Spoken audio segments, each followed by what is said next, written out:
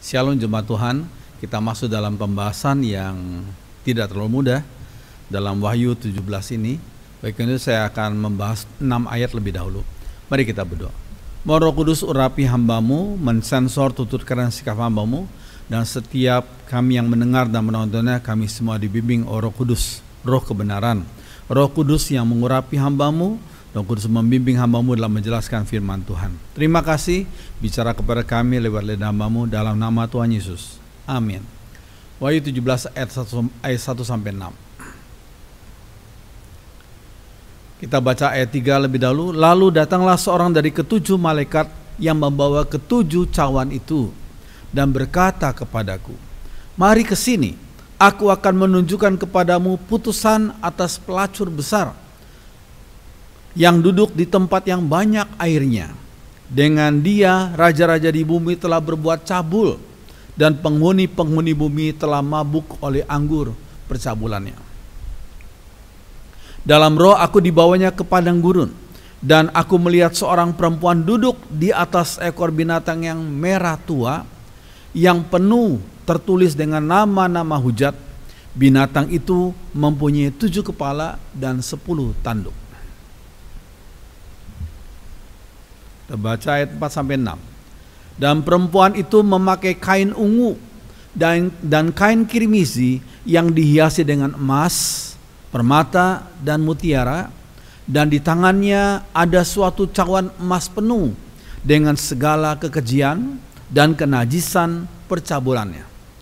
Dan pada dahinya tertulis suatu nama, suatu rahasia, Babel besar, ibu dari wanita-wanita pelacur dan dari kekejian bumi. Yuk kita baca sama-sama yang biru. Dan pada dahinya tertulis suatu nama, suatu rahasia, Babel besar, ibu dari wanita-wanita pelacur dan dari kekejian bumi. Dan aku melihat perempuan itu mabuk oleh darah orang-orang kudus dan darah saksi-saksi Yesus. Dan ketika aku melihatnya, aku sangat heran. Pada pagi ini kita hanya membahas 6 ayat saja. Terus sekalian, kita baca ayat yang pertama pasal 17 itu. Lalu datanglah seorang dari ketujuh malaikat yang membawa ketujuh cawan itu dan berkata kepadaku, mari ke sini, aku akan menunjukkan kepadamu putusan atas pelacur besar yang duduk di tempat yang banyak airnya. Pelacur besar. Satu dari ketujuh malaikat yang telah menumpahkan cawan pada pasal 16 memanggil Rasul Yohanes untuk mendapatkan penglihatan lainnya, yakni tentang pelacur besar. Nah, pelacur besar itu adalah Babel. Kalau kita baca ayat yang kelima, Babel adalah suatu nama samaran yang menunjuk pada kota Roma pada waktu itu. Kita tidak bicara kota Roma sekarang ini, tapi kota Roma pada waktu Rasul Yohanes hidup, abad pertama. Ya. Jadi nama samarannya adalah Babel. Ini hanya dikenal dan dimengerti oleh orang-orang dalam, yaitu orang-orang Kristen. Ya, ini adalah kitab yang penuh dengan simbol, itu kitab Wahyu. Nah, kata pelacur besar adalah sebagai perbandingan dengan mempelai anak domba, yakni gereja Tuhan. Pelacur besar pada suatu pihak dibandingkan dengan mempelai anak domba, yakni gereja Tuhan. Di mana kita lihat?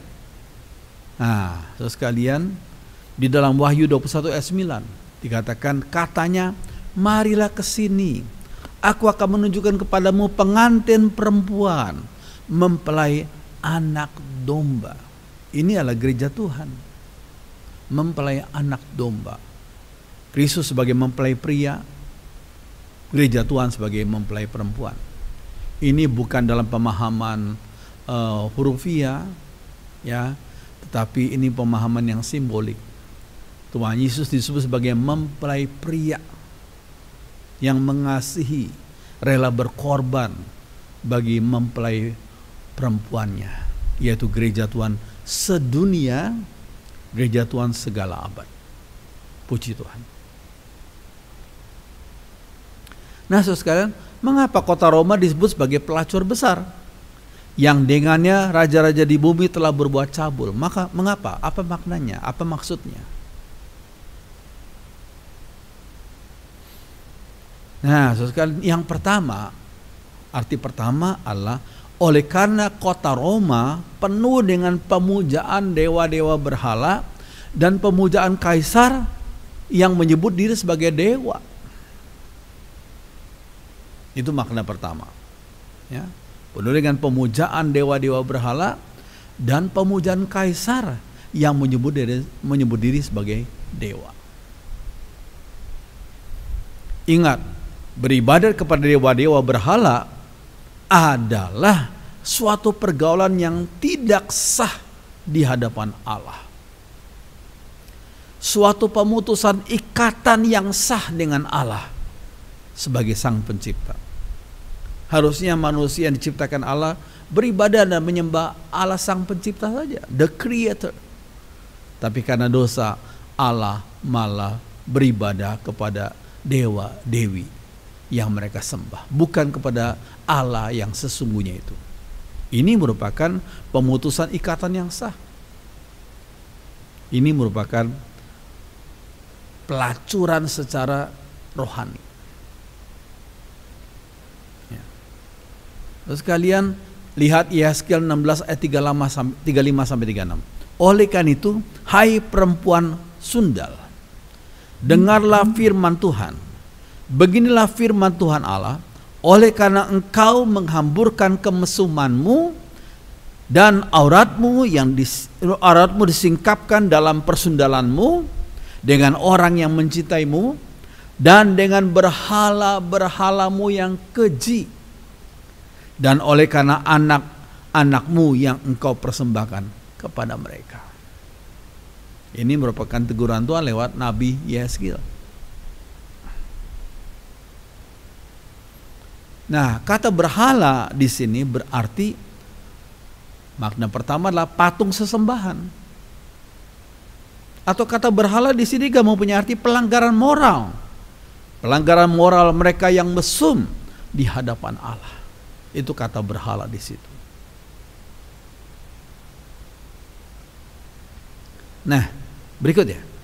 Mengapa Roma pada zaman Rasul Yohanes itu disebut sebagai pelacur besar? Mengapa? Yang kedua, tadi makna pertama, sekarang makna kedua. Karena di kota Roma pada zaman Yohanes terdapat banyak percabulan seksual dalam arti secara fisik. Banyak percabulan seksual yang terjadi secara fisik. Bahkan percabulan seksual itu dilakukan di rumah-rumah ibadah mereka yang disebut sebagai praktek persundalan bakti. Jadi mereka melakukan persundalan tapi demi bakti. Misalnya saja, yaitu ambil contoh pada waktu mereka meminta hujan. Musim kemarau yang panjang, bagaimana caranya supaya bisa hujan datang? Lalu mereka berkumpul, laki-laki perempuan berkumpul di satu kuil. Mereka berdansa-dansi di situ, dan pada waktunya mereka melakukan persundalan bakti. Dan ini satu keyakinan yang kacau sekali ya. Mereka percaya katanya ketika, maaf ini saya bukannya omong kotor, tapi memang itu yang terjadi waktu itu. Ketika mereka melakukan persundalan bakti, ketika sang pria melakukan ejakulasi, maka mereka percaya itu akan mendorong dewa Baal untuk menurunkan hujan kepada dunia ini. Karena dengan melakukan persundalan bakti, mereka mendorong dewa Baal untuk juga untuk kawin dengan dewi yang mereka sembah itu. So sekalian, jadi ini suatu hal yang sungguh kacau. Ya, kepercayaan yang tidak benar. Ya, ini namanya persundalan bakti. Dan itu dilakukan pada waktu itu. Ya. Nah, perzinahan atau dalam bahasa Inggris disebut sebagai adultery adalah hubungan seksual dengan seseorang yang bukan suami atau istrinya. Itu namanya adultery, itu perzinahan. Tapi penyembahan berhala dalam bahasa Inggris adalah idolatry. Mirip-mirip ya. Tadi perzinahan adultery, ini idolatry. Itu penyembahan kepada benda-benda atau manusia, termasuk orang yang dikasihi. Kalau orang dikasih begitu dikagumi, bahkan seperti disembah, ya. Ada orang begitu mengagumi dan begitu seperti menyembah, mendahulukan segala sesuatu demi orang yang dikasihnya itu. Ya. Orang itu bukan menyembah Allah yang sejati, bukan menyembah Allah Sang Pencipta. Ya. Penyembahan kepada benda-benda atau manusia itu namanya idolatry, penyembahan berhala. Ya. Walaupun dia orang yang kita kasih, tapi jangan sampai kita sembah. Kita hanya menyembah Sang Pencipta. Kita hanya menyembah Sang Juru Selamat. Ya, orang yang kita kasih dan mengasihi kita hanya orang yang sementara saja, yang fana. Ya, jangan kita kasih mereka lebih daripada kasih kita kepada Tuhan Yesus, pada Allah Sang Pencipta melalui Tuhan Yesus Kristus. Amin. Oke. Sebagai contoh, manusia bahkan bisa memuja mobilnya. Kalau dia begitu, aduh senang sekali sama mobilnya, sehingga mobilnya sedikit, mungkin lecet sedikit saja, waduh dia sangat sedih, sangat waduh, uring-uringan. Jadi seolah-olah mobil sebagai berhalanya. Ya, padahal kalau kita setir mobil di kota yang macet, senggol sedikit itu biasa. Ya. Jangan hati kita begitu rasa sedih karena mobil kita yang kita sayangi begitu luar biasa sampai kesenggol. Ya itulah, itu adalah resiko kita berkendaraan di kota besar. Ya, jadi ada sebagian orang memuja mobil, memuja rumahnya yang begitu indah mungkin, yang begitu luar biasa bagus dan mahal mungkin. Ada sebagian orang yang memuja tubuhnya. Tubuhnya, wah luar biasa, dia kagumi, dia puja. Ada orang sebagian memuja pekerjaannya.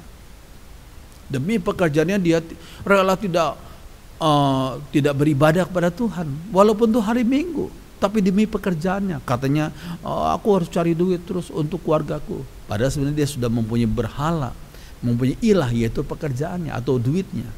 Ada orang mempunyai berhala uangnya, partner hidupnya, bahkan anak-anak mereka. Ya, terus kayak itu semua adalah berkat Tuhan. Jangan kita berhalakan berkat Tuhan. Jangan kita taruh di atas segala-galanya, bahkan di atas Tuhan. Ya, mereka semua itu adalah fana, sementara saja. Kita pun juga fana. Kita hanya menyembah Allah Pencipta melalui Tuhan Yesus Kristus. Yang lain hanya sebagai yang Tuhan pakai untuk memberkati kita, tapi mereka bukanlah Allah, jangan menjadi Allah kita. Ya, mereka hanya sementara saja. Demikian juga kita sementara saja. Oke, hal ini bisa terjadi karena kita menempatkan benda atau manusia atau kesenangan kita. Kesenangan kita kadang-kadang kita utamakan luar biasa, melebihi kehendak Tuhan. Ya, di atas Allah dan firman-Nya. Ya, ini kita harus koreksi diri. Jangan-jangan hobi kita dahulukan sehingga kita nonton sampai larut malam, sampai pagi, mungkin jam 2, jam 3 pagi, sehingga besok jam 7 kita ibadah, kita rasa ngantuk luar biasa, sambil dengar khotbah kita sambil tidur. Kenapa? Baru nonton sepak bola itu, nonton sport, ya. Jadi berarti sport itu tanpa kita sadari sudah menjadi ilah bagi kita. Boleh kita nonton tuh, tapi jangan membuat mata kita jadi ngantuk pada waktu beribadah, karena kita terlalu larut malam atau sampai pagi nonton. Terus sekalian biarlah kita utamakan Tuhan. Carilah dahulu kerajaan Allah dan kebenarannya, maka yang lain akan ditambahkan kepadamu. Puji Tuhan. Terus sekalian, seharusnya sudah lihat tanda panah itu. Ya, seharusnya benda atau binatang untuk manusia, tanda panahnya ke atas. Ya, digunakan untuk manusia, untuk kebaikan manusia, benda dan binatang. Lalu kemudian manusia untuk Allah. Kita melayani Allah, kita menyembah Allah. Ya, seharusnya demikian. Itu urutan yang benar. Ya. Namun karena dosa, urutannya jadi terbalik. Maksudnya panahnya, coba lihat panahnya terbalik. Ya, ya ini. Allah dipakai oleh manusia. Mau diperalat oleh manusia. Untuk apa? Manusia mengutamakan benda, mengutamakan binatang, seolah-olah disembah, dipuji-puji luar biasa. Ya, Allah dipakai manusia untuk melayani benda atau binatang. Nah, ini sekarang seringkali tanpa disadari manusia melayani uang, melayani harta, sedangkan Allah diperalat oleh mereka. Allah tetaplah Allah, Allah sang pencipta, dia tetap di atas. Kita yang keliru menempatkan diri kita. Kita harus mempunyai satu hierarki yang benar. Benda atau binatang yang kita sayangi sekalipun hanya menjadi alat. Kita pakai alat itu untuk memuliakan Allah, untuk melayani Allah, sang pencipta, dan Allah, sang juru selamat. Puji Tuhan. Ya. Oke. Nah, mengapa Roma disebut sebagai pelacur besar? Yang ketiga adalah dari kota Roma, sama seperti dari seorang pelacur, timbul bujukan-bujukan dan godaan-godaan terhadap bangsa lain untuk berbuat dosa. Timbul bujukan-bujukan dan godaan-godaan terhadap bangsa-bangsa lain yang dikenal waktu itu untuk berbuat dosa. Bangsa-bangsa lain yang dijajah oleh Roma, oleh kerajaan Roma waktu itu. Ya. Jadi mereka ikut-ikutan untuk berbuat dosa. Karena mereka lihat sang kaisar Roma itu melakukan dosa seperti itu. Ya. Mulai dari kota Roma tersebarlah di antara bangsa-bangsa yang ditaklukkannya itu kemerosotan moral, pemujaan dewa-dewa, dan penyembahan kaisar sebagai dewa. Itu dari kota Roma waktu itu ya.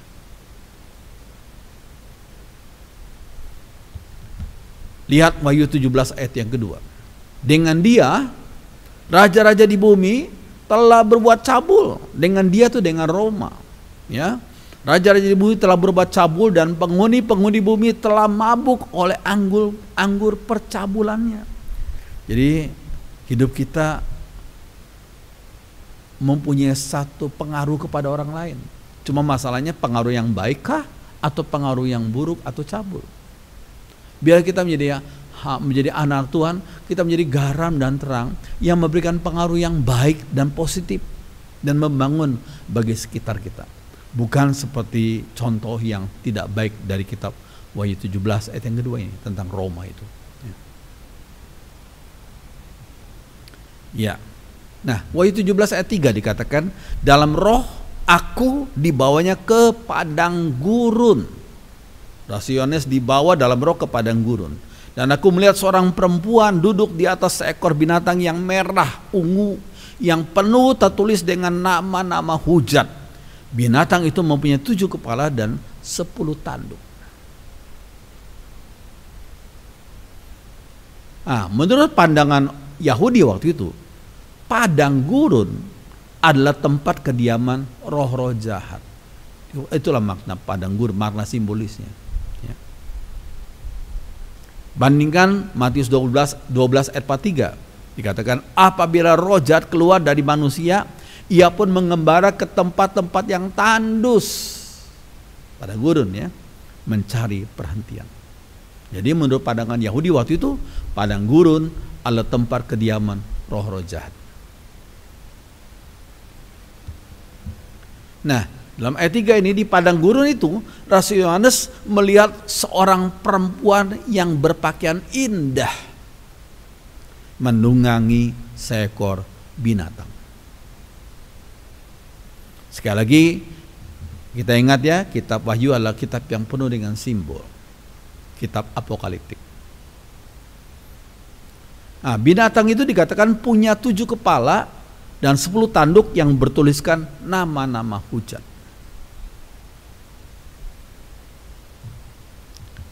Perempuan yang duduk di atas binatang itu adalah simbol dari kota Roma.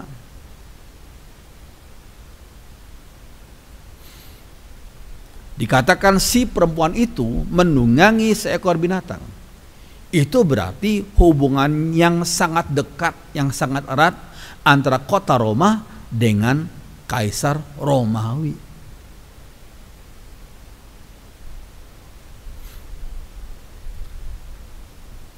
Iya, dikatakan binatang itu berwarna scarlet, yaitu merah tua, yang penuh tertulis nama-nama hujat.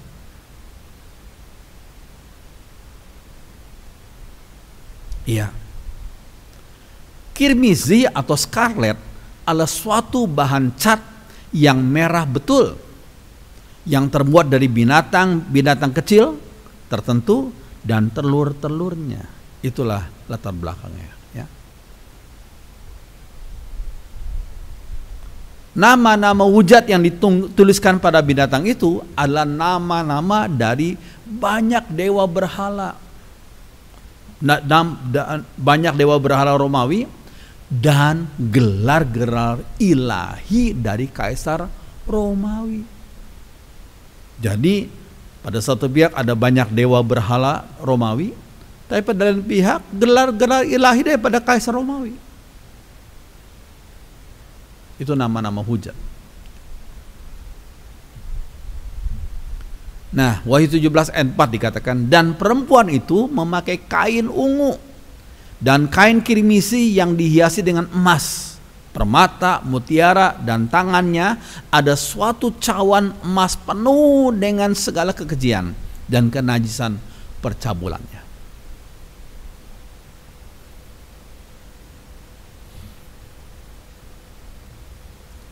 Perempuan itu didandani dengan pakaian-pakaian yang indah dan kain kirmizi, dihiasi dengan emas, permata, dan mutiara. Sebagaimana biasanya para pelacur waktu itu mendandani mereka untuk menarik perhatian. Waktu itu pelacur-pelacur pada abad pertama itu, ya, seperti demikian. Mereka mendandani diri mereka untuk menarik perhatian orang-orang yang datang itu.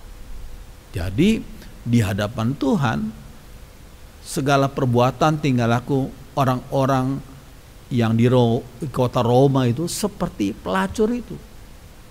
Mereka melakukan pelacuran rohani dan pelacuran jasmani juga. Ya, mereka menyembah berhala, itu pelacuran rohani dan pelacuran jasmani juga.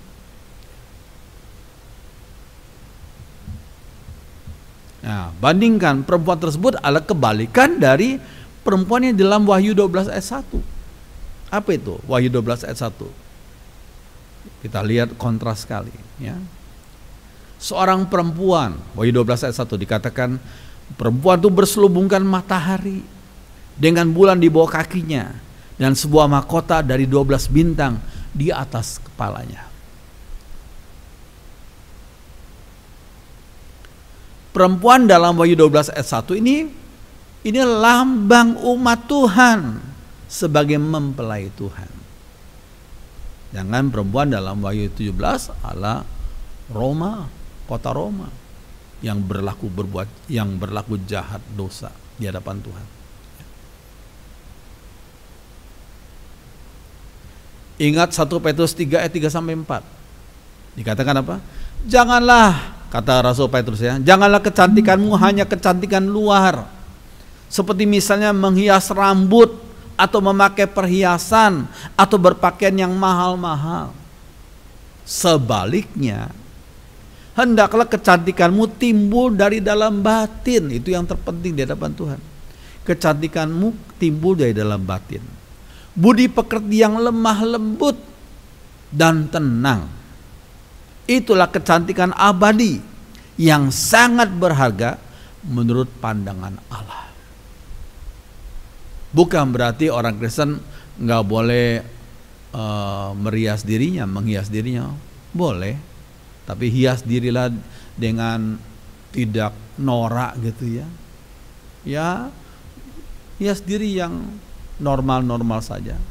Tetapi yang lebih penting di hadapan Tuhan, Tuhan lihat kecantikan yang timbul dari dalam batin, budi pekerti yang lemah lembut dan tenang. Itulah firman Tuhan katakan demikian.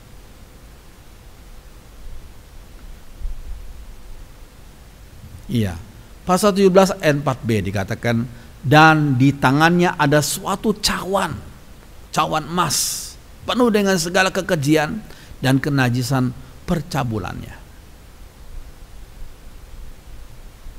Cawan itu bagus kelihatan dari luar, terbuat dari emas.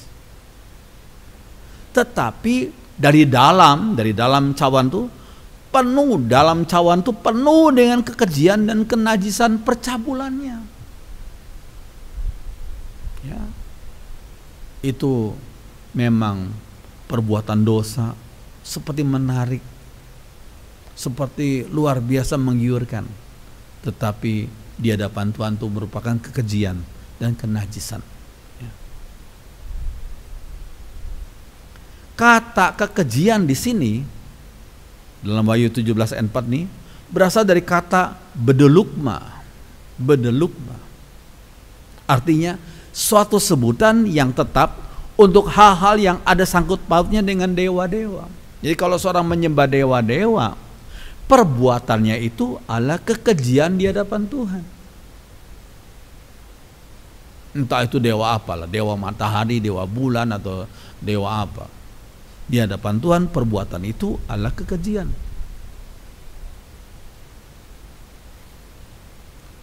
Nah, ingat, berdoa kepada Allah tetapi tanpa melalui Kristus, ini penting lah. Orang berkata, kami tidak menyembah berhala, kami menyembah Allah, tapi tanpa melalui Kristus. Firman Tuhan berkata apa? Itu semua sia-sia adanya. Ingat 1 Timotius 2 ayat 5. Karena Allah itu Esa. Esa pula dia yang menjadi pengantara antara Allah dan manusia, yaitu manusia Kristus Yesus.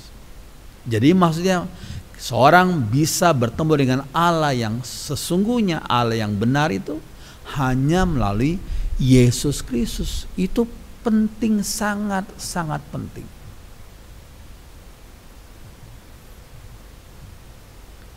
Nah, sedangkan kata kenajisan yang tadi Wahyu 17 ayat 4b itu berasal dari kata akatarta.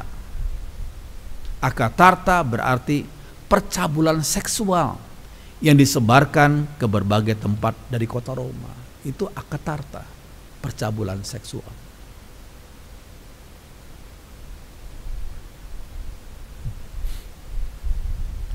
Nah, bandingkan Roma 1 ayat 26 dan 27, tulisan Paulus dan kesaksian Paulus tentang kota Roma waktu itu, ya, pada abad pertama itu.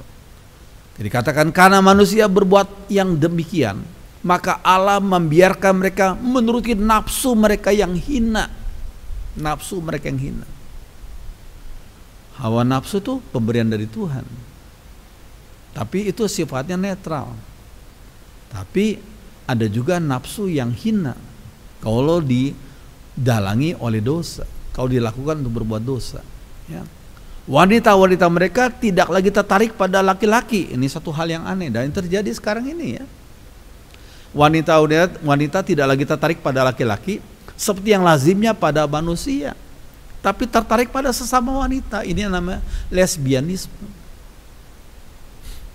Lelaki pun begitu juga. Mereka tidak lagi secara wajar mengadakan hubungan dengan wanita, tapi berahi terhadap sesama laki. Ini namanya gay. Laki-laki dengan laki-laki. Laki-laki melakukan perbuatan yang memalukan terhadap sesama laki-laki, sehingga mereka menerima pembalasan yang setimpal dengan perbuatan mereka yang jahat itu. Terus sekalian, Tuhan sudah ciptakan Adam yang laki dan Hawa perempuan, ya. Tapi dosa telah membuat Adam mau menikah sama Adam kedua. Ini kan ngawur. Ini tidak benar. Atau Hawa pertama nikah sama Hawa kedua. Ini juga ngawur, ya. Itu Roma 1 ayat 26 dan 27 telah menuliskan demikian. Iya. Allah tidak membenci. Nah ini penting. Allah tidak membenci atau menolak kaum homoseksual atau lesbian yang mau bertobat. Ini penting. Jadi kalau mereka mau bertobat, Allah welcome, Allah mengasihi mereka. Tetapi Allah membenci perbuatan mereka yang enjoy, yang menikmati perbuatan dosa itu dan tidak mau bertobat. Itu Allah benci. Ya. Ini bagus tulisannya. Homosexuality is sin. Return to Jesus. Homoseksuality itu dosa. Kembali berbalik kepada Yesus. Ya. Tuhan Yesus pernah berkata, sebab anak manusia itu Tuhan Yesus sendiri datang untuk mencari dan menyelamatkan yang hilang. Jadi kalau orang itu mau balik, Tuhan sangat menerima itu. Ya, puji Tuhan, puji Tuhan. Ya. Oke. Wahyu 17 ayat 5. Dan pada dahinya tertulis suatu nama, suatu rahasia, Babel besar, ibu dari wanita-wanita pelacur dan dari kekejian di bumi, kekejian bumi. Dikatakan dahi. Pada dahi mereka tertulis satu nama. Dahi itu lambang daripada pikiran. Di dalam kitab Wahyu itu banyak sifatnya simbol ya. Dahi lambang pikiran. Ini kontras dengan Wahyu 14 ayat 1. Anak domba berdiri di Bukit Sion dan bersama-sama dengan dia 144.000 orang, dan di dahi mereka tertulis namanya dan nama bapaknya. Di dahi mereka. Ini kontras dengan Wahyu 17 ayat 5 ya. Nah, kita menggunakan akal kita untuk memikirkan hal-hal yang memuliakan Tuhan. Jangan salah gunakan akal kita untuk memikirkan yang jorok, yang kotor, yang najis. Tapi kita gunakan akal kita untuk memikirkan hal-hal yang memuliakan Tuhan. Kolose 3 1 dan 2 dikatakan, kalian sudah dihidupkan kembali bersama-sama Kristus pada waktu kita terima Yesus. Sebab itu haruslah kalian berusaha untuk mendapat hal-hal yang di surga, di mana Kristus memerintah bersama dengan Allah. Arahkanlah pikiranmu pada hal-hal yang di situ. Ya, minta Tuhan dengan kuasa Roh Kudus menguduskan, mengarahkan pikiran kita untuk memikirkan hal-hal yang memuliakan Tuhan. Arahkanlah pikiranmu pada hal-hal di situ, jangan pada hal-hal yang di dunia. Itu dalam terjemahan sehari-hari ya.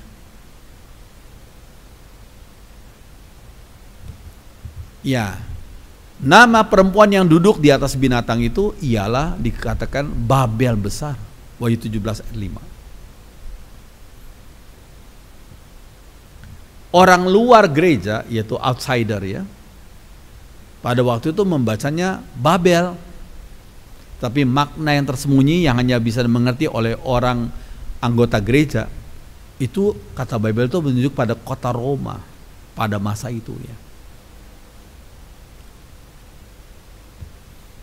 Nama Babel itu masih punya suatu lanjutan yang mengerikan. Dikatakan ibu dari wanita-wanita pelacur dan dari kekejian di bumi.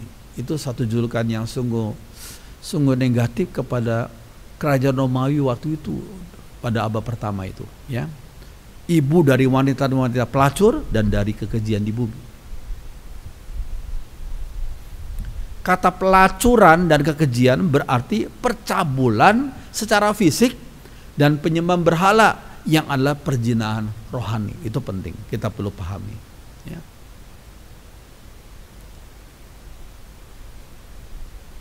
Kota Roma saat kerajaan Romawi masih berjaya waktu itu telah menyebarkan penyembahan kepada kaisar.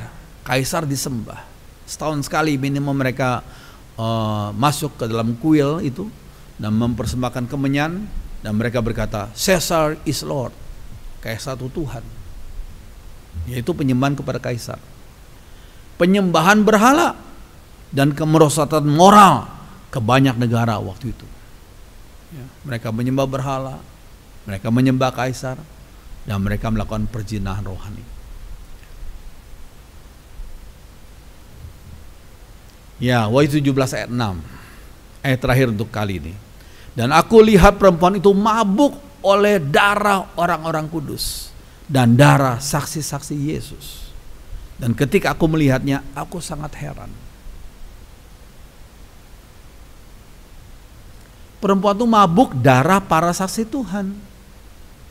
Ungkapan mabuk oleh darah saksi-saksi Yesus itu sangat cocok untuk penduduk kota Roma waktu itu.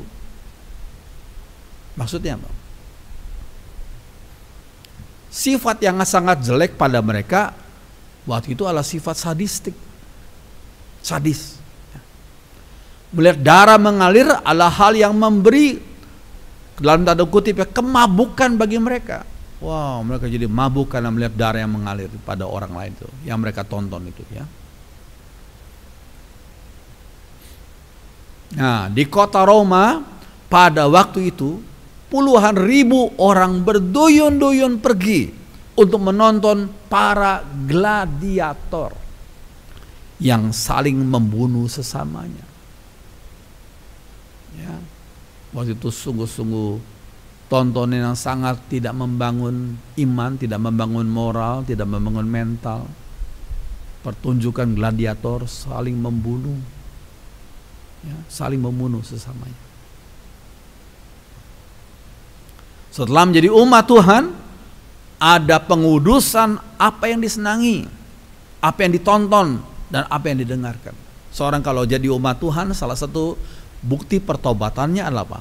Yang dulunya dia senang nonton hal-hal yang najis, yang tidak membangun iman, ya, tapi sekarang Roh Kudus mengubah kebiasaannya yang tidak baik itu, dikuduskan. Apa yang disenangi menjadi hal-hal yang disenangi oleh Tuhan juga. Apa yang ditonton, yang dia senang tonton, yang dia senang dengarkan itu adalah hal-hal yang sesuai dengan apa yang Tuhan senang juga. Itulah proses pengudusan. Ya. Pengudusan pikiran. Arahkanlah pikiranmu pada hal-hal yang di situ, yaitu di surga. Jangan pada hal-hal yang di dunia ini. Itu Kolose 3 ayat yang kedua dalam terjemahan sehari-hari. Ya, pikiran kita harus dikuduskan. Ya. Oke. Para penduduk Roma waktu itu senang melihat tontonan-tontonan orang Kristen ketika diadu dengan binatang-binatang buas. Luar biasa jahatnya mereka ya. Orang Kristen diadu dengan binatang buas sehingga tubuh mereka dicabik-cabik oleh binatang-binatang itu. Mereka diadu oleh singa-singa yang lapar. Mereka diadu oleh dengan beruang-beruang yang luar biasa, mencabik-cabik tubuh mereka. Ya. Itu jadi tontonan penduduk Roma waktu itu. Pada zaman sekarang ini masih banyak tempat yang menindas umat Tuhan karena mereka melihat hal-hal yang aneh, kesan yang negatif. Ada sebagian orang di sebagian negara justru kalau melihat orang-orang Kristen, kok gitu, kok menyembah, mereka sebut Yesus tuh disebut manusia, ya. Kok gitu mereka mencibir, ya. Mereka juga bingung, kok Yesus ditempatkan di atas segala-galanya. Mereka nggak ngerti. Dan mereka mencibir, ya, mereka menghina, ya. Itu masih banyak di sebagian tempat di dunia ini, ya. Puji Tuhan, setelah orang-orang itu bertobat, etika yang dahulunya dianggap aneh, ya, sekarang menjadi hal yang diusahakan. Mereka berusaha untuk hidup kudus, hidup yang berkenan di hadapan Tuhan. Ya, tontonan pun demikian. Dulu mereka senang dengan hal-hal yang menyakiti hati Tuhan. Mereka membenci hal itu karena mereka begitu sedih waktu lalu tanpa mereka sadari perbuatan mereka, tontonan yang mereka senang itu telah membuat Tuhan sedih. Dan mereka berbalik untuk melakukan hal-hal yang membuat Tuhan jadi senang. Itulah pengudusan kehendak kita.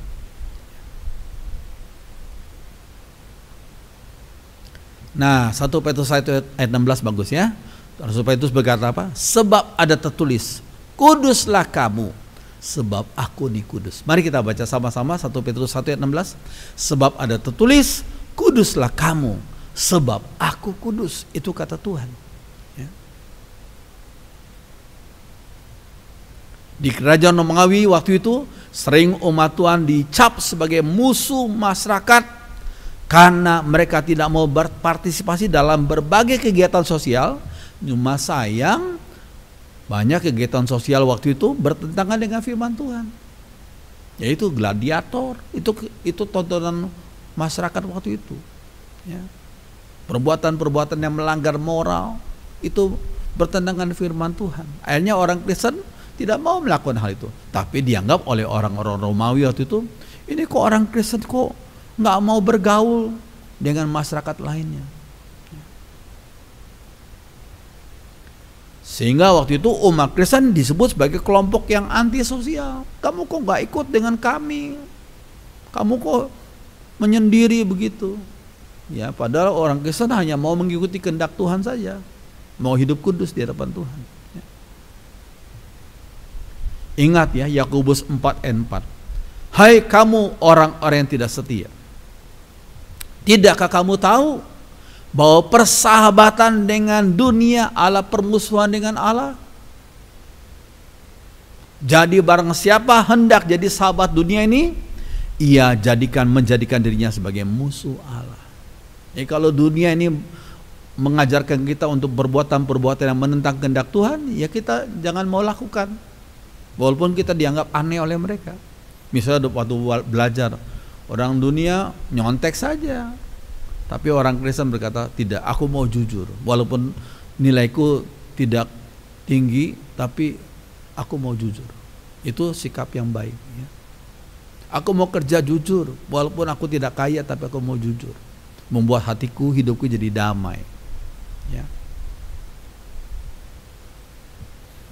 Nah, itu sama sekali, hal itu tidak sama sekali tidak berarti orang Kristen tidak berpartisipasi, tidak berpartisipasi apa-apa untuk kebaikan masyarakat. Kalau untuk kebaikan masyarakat, untuk pembangunan sosial, kita berpartisipasi. Tapi umat Tuhan harus melakukannya dengan cara-cara yang sesuai dengan kehendak Tuhan. Ini penting sekali. Jujur, ya, hidup dengan moralitas yang benar, ya, tidak korupsi, ya. Walaupun mungkin sebagian orang membenci karena mereka biasa korupsi mungkin, ya.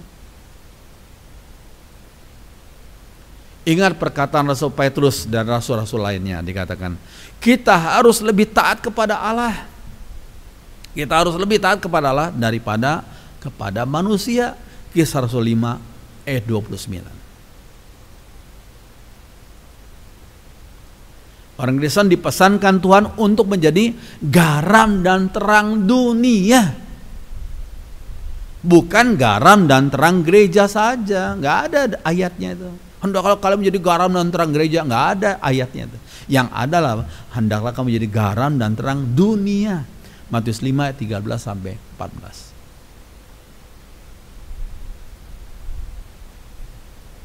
Sekalian di Indonesia, puji Tuhan, ada banyak pahlawan Kristen yang berjasa di banyak bidang. Banyak ya. Saya hanya menyebutkan beberapa, tapi sebenarnya banyak. Ya, saudara silakan lihat dari internet ya. Pahlawan Kristen yang jadi berkat bagi masyarakat Indonesia ini. Ya, di banyak bidang. Ini Kapitan Patimura. Itu nama aslinya adalah Thomas Matulesi, seorang Kristen. Ya. Ini namanya Yohanes Lemena, dalam tanda kutip sang pendeta, ya, kan dia orang Kristen di era Bung Karno waktu lalu. Ya. Ada lagi TB Simatupang, seorang jenderal, orang Kristen ini, ya, yang banyak buku tulisannya. Ya. Lalu ada lagi Radius Prawiro yang pada zaman Pak Harto waktu itu dia menjadi Menteri Equin, Menteri Ekonomi selama kalau nggak salah 6 periode kali 5, jadi 30 tahunan lebih. Ya. Orang Kristen. Ya. Nah, puji Tuhan tuh Bapak Rudi Hartono, mantan pemain badminton yang sungguh-sungguh handal. Ya, beberapa kali juara All England, ya, juara tunggal pria, ya. Dia orang Kristen. Ya, kita terus doakan supaya Bapak Profesor Yohanes Surya PhD ini yang sekarang masih hidup tetap menjadi sound berkat, jadi garam dan terang bagi orang Indonesia dan dunia ini, ya.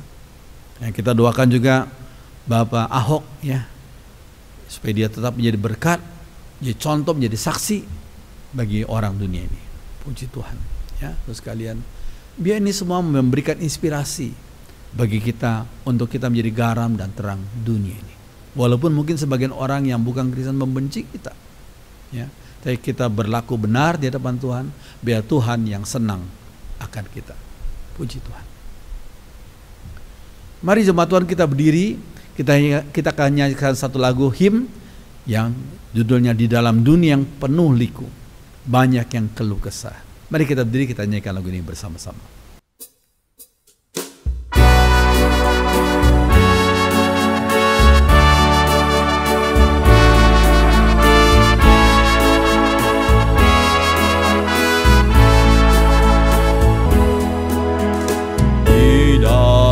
Dunia yang penuh liku, banyak yang keluh kesah. Bawa terangnya ke tempat gelap itu, yang susah dihiburkan.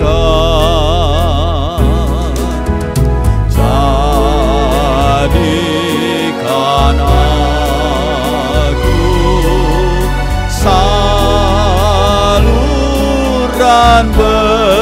berkat dan pemancar kasih Kristus. Dengar doaku dan jadikanku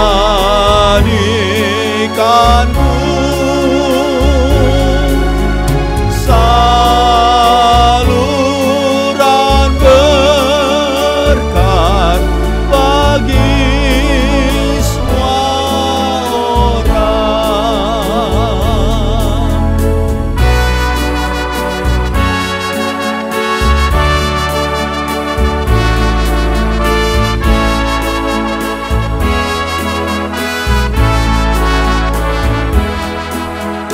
Beritakan tentang kasih Tuhanmu, tentang pengampunannya.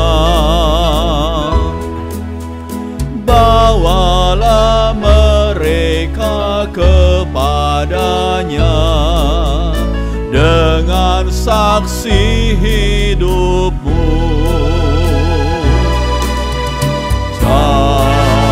Jadikan aku saluran berkat dan pemancar kasih Kristus. Dengar doaku dan jadikanku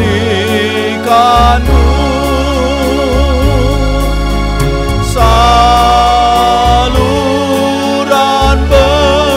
berkat bagi semua orang. Refrennya lagi. Jadikan aku saluran berkat dan pemancar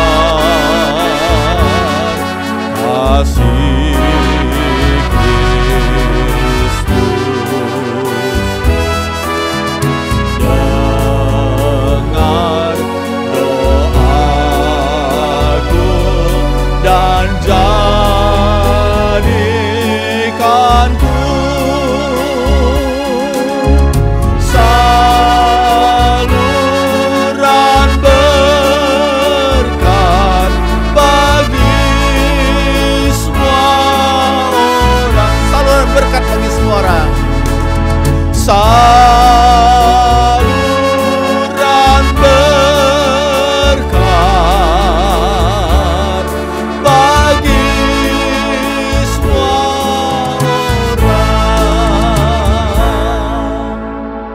Kami bersyukur Tuhan, Roh Kudus menolong kami agar kami jadi saluran berkat Injil Kristus, saluran berkat kasih Kristus kepada banyak orang, khususnya bagi mereka yang belum percaya Yesus.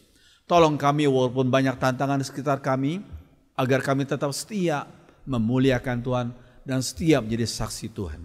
Terima kasih firman-Mu yang sudah Hamba sampaikan, meteraikan dalam hidup kami, dalam hati kami, dan mampukan kami melaksanakannya.